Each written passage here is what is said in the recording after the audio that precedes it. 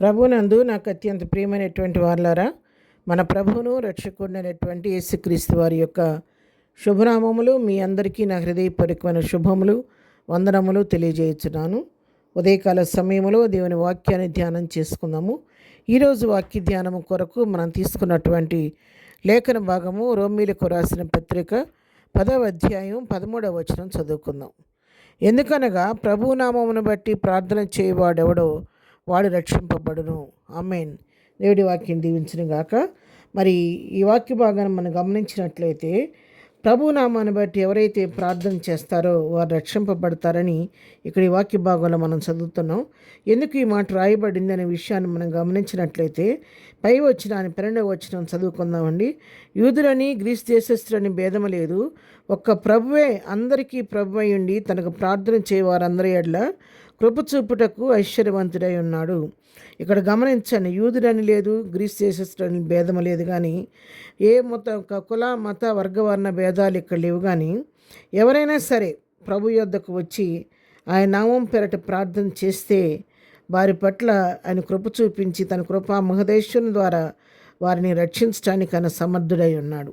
కాబట్టి అందుకే ప్రభునామం బట్టి ప్రార్థన చేయవారెవరో వారు రక్షింపబడుదురు అని చెప్పి దేవుని వాక్యం ఇక్కడ స్పష్టంగా తెలియచేస్తూ ఉంది. ఎందుకు ఆ మాట రాయబడింది మనం గమనించినట్లయితే, మరి ప్రభువు తన నామాన్ని, మరి ప్రభువు నామాన్ని తన తండ్రి అనే దేవుడు ఎంతగానో హెచ్చించి అనునామముల కంటే పైనామాన్ని దానికి అనుగ్రహించి ఉన్నాడు. ఫిలిప్పీలకు రాసిన పత్రిక 2వ అధ్యాయం 11వ వచనం చూస్తే, ప్రతివాని నాలుకయు తండ్రి అయిన దేవుని మహిమార్థమై యేసుక్రీస్తు ప్రభు అని ఒప్పుకున్నట్లును దేవుడిని అధికముగా హెచ్చించి ప్రతినామమునకు పైనామమును ఆయనకు అనుగ్రహించెను. ప్రతి నామమునకు పైనామాన్ని తన కుమారుడైన క్రీస్తుకు ప్రభు ఇచ్చాడు. ఎప్పుడైతే ఆయన లోకానికి వచ్చి సిలువ మరణం పొంది నీ కొరకు నా కొరకు మరి లోకంలో చనిపోయి మృతుడై తిరిగి లేచినప్పుడు ఆయన అత్యున్నతమైన సింహాసనం అందు ఆశీర్వాదంటే మరి గొప్పదిగా ఎంచుకోకుండా మన కొరకు ఈ లోకానికి వచ్చి తన చేతులు బలియాగాన్ని బట్టి తండ్రి అనే దేవుడు తన నామాన్ని అన్ని నామాల కంటే పైనామానికి అనుగ్రహించి, అందుకే ఆ నామం పేరిట ఎవరైతే ప్రార్థన చేస్తారో వారు రక్షింపబడతారని చెప్పి దేవుని వాక్యం సెలవిస్తూ ఉంది. ఈ వాక్య భాగాల గురించి మనం 2-3 చోట్ల చదవగలుగుతాము. మరి అపోస్తుల కార్యంలో 2వ అధ్యాయము 21వ వచనంలో కూడా ఆ మాట రాయబడింది. అప్పుడు ప్రభునామం బట్టి ప్రార్థన చేయవారందరూ రక్షణ పొందురని దేవుడు చెప్పుచున్నాడు. మరి అదే మాటలు మరి యోవేలు గ్రంథంలో కూడా మనం చదువుతాము. యోవేలు గ్రంథం 2వ అధ్యాయం 32వ వచనంలో కూడా మరి యెహోవా సెలవిచ్చినట్లు సియోను కొండ మీదను యెరూషలేములోను తప్పించుకుని వారందరూ శేషించిన వారిలో యెహోవా పిలుచువారు కనబడదురు.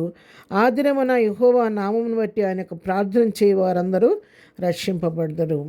యెహోవా నామమును బట్టి ఎవరైతే ప్రార్థన చేస్తారో వారు రక్షింపబడతారని చెప్పిన వాక్యాన్ని పదే పదే మనం గమనిస్తున్నాము. దీనికి మంచి ఉదాహరణ మనకు కావాలంటే, పేతురు మరి ప్రభువారు నీళ్ళ మీద నడుస్తూ రావటం చూసి, ప్రభువా వస్తున్న వ్యక్తి నీవే గనకైతే నీళ్ళ మీద నడిచి వస్తున్న వ్యక్తివి, నేను కూడా నడవడానికి నాకు సెలవిమ్మని అంటాడు.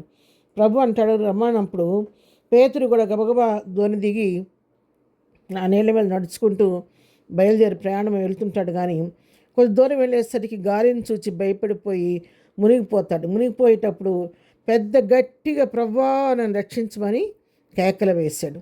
ఎప్పుడైతే తను కేకలు వేసాడు, వెంటనే యేసు తన చేయి చాపి అతను పట్టుకొని దొన్లోకి తీసుకొని అంటాడు కదా, అల్పవిశ్వాసి ఎందుకు సందేహపడితే అతనితో చెప్పాను.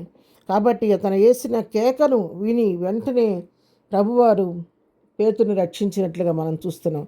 ఉదయకాలం వాక్యం పిల్లరా, నీతో నాతో ప్రభు మాట్లాడుతున్నాడు. మనం కూడా పాపాంధకారంలో చిక్కుబడి ఉన్న మనము ఒకవేళ ఎంతో రక్షణ పొందకపోతే నీ రక్షణ కొరకు ప్రభువా నన్ను రక్షించి నీ సొత్తుగా చేసుకోమని అడిగితే తప్పకుండా నీ పాపాలు క్షమించి నీ తన రక్షణ ప్రభు మనకు అనుగ్రహిస్తాడు.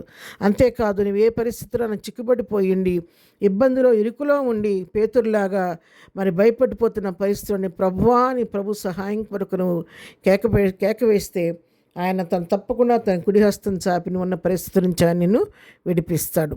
ప్రార్థన. ప్రేమ గల తండ్రి, పరిశుద్ధురాని పాదముల కొందనాలు.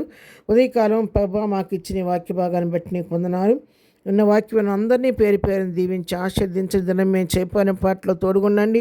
రాకపోకలో క్షేమం దయచి దినం బర్త్డే మ్యారేజ్ చేసుకున్న బిడ్డలను దీవించండి, ఆశీర్వదించండి, బలహీనలు ముట్టండి, స్వస్థపరచండి, దుఃఖంలో ఉన్న వారిని ఓదార్చి ప్రతి వారి పట్ల కృప విస్తరింప చేయమని యేసునామములో ప్రార్థించడి ఈ పొందుకుని నామ తండ్రి, ఆమెన్. ప్రభు కృప సదాకాలం మనందరికీ తోడయుండి నడిపించను గాక. ఆమెన్.